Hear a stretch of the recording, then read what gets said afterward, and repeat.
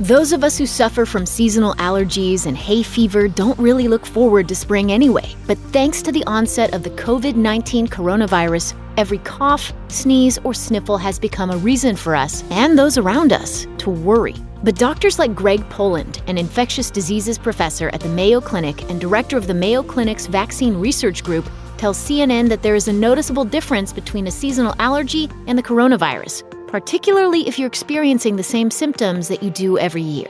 Poland says, the issue with seasonal allergies is that they affect the nose and eye. They tend to be nasal, and most symptoms are localized to the head, unless you also experience a rash. The flu and the novel coronavirus, these affect other systems and the lower respiratory tract. You probably won't have a runny nose, but what you might have is a sore throat, a cough, a fever, or shortness of breath. But bear in mind that not all shortness of breath can indicate coronavirus, because while allergies might not normally trigger a shortness of breath, they could if you have asthma. Dr. Maria Teresa Camacho, the medical director of a pediatric intensive care unit, tells CBS that allergy sufferers shouldn't also expect to see their body temperatures go above normal range. She told the outlet, "With allergies, you don't have a fever, and usually they are seasonal allergies. You know it's not all the time. You have congestion, but you don't have a fever and body aches." Business Insider reports that someone with the virus will have a fever, dry cough, shortness of breath, will sometimes have headaches, aches, and pains, a sore throat, and fatigue. But there won't necessarily be any diarrhea, and a runny nose is rare. There is no sneezing. Symptoms of a common cold include aches and pains, a sore throat, runny nose, and sneezing.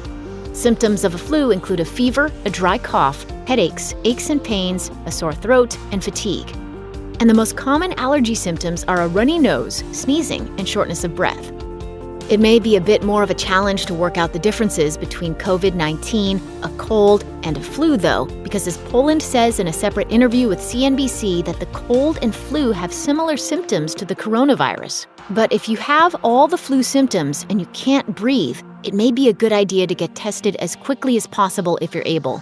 NBC News medical correspondent Dr. John Torres calls it a telltale sign. If you start getting shortness of breath, that's definitely a sign to go to the hospital. Sandra Kesh, a New York-based infectious disease expert, tells CNBC, based on what we know so far, for most people, it will probably be like when you're laid up in bed with the flu.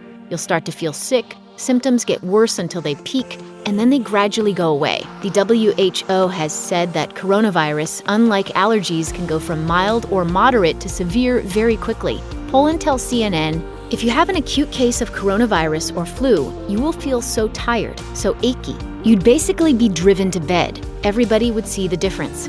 Allergies may make you feel tired, but they're not going to cause severe muscle or joint ache. The infection usually starts in the nose, and once the virus is inside your body, it attacks the cells that protect your respiratory system. If the virus stays in the region of your upper airway, then Jeffrey Taubenberger, who has studied infection in Spanish flu victims, tells Fortune that you're not likely to get as sick. But if it goes down your windpipe and into your lungs, it can cause pneumonia. It can also trigger your body's immune system, which is capable of creating more damage. Taubenberger says, your body is immediately trying to repair the damage in the lung as soon as it's happening. Normally, if this goes well, you can clear up your infection in just a few days.